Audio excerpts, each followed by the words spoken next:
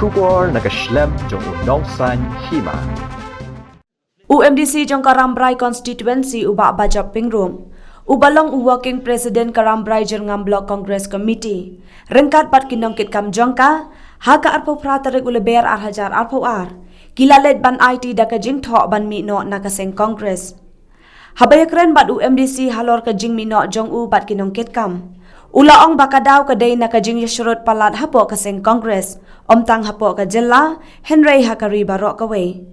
Henry ulaong baka constituency kamday ban kalalang kanya nakadaw jong kani ka jing yashrut.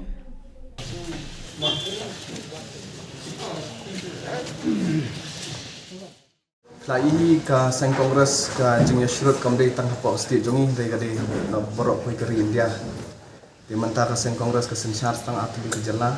Borok koy kari India. Debat ni nagalian jongi bat kinongkit kam jong ka block Congress jong Karambray. Ibang nawan man submit ika resignation jongi. Nila ya syong bunsin bang nila ya chaki primary unit prepare for constituency.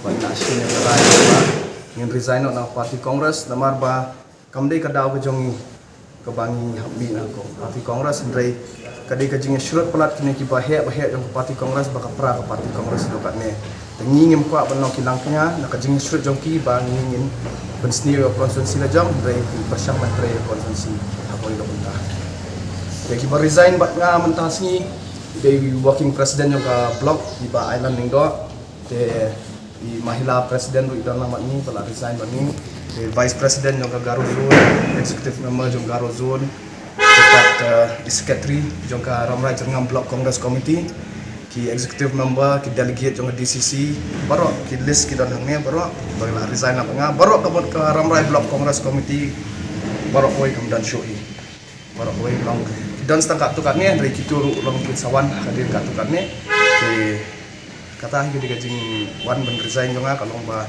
nimkwa ba mah marbangi sotu ba kajing shale kajongi kalau along semua palan marba hiyo ikum tu yu MLA jongi ru suspend te kata kita tahu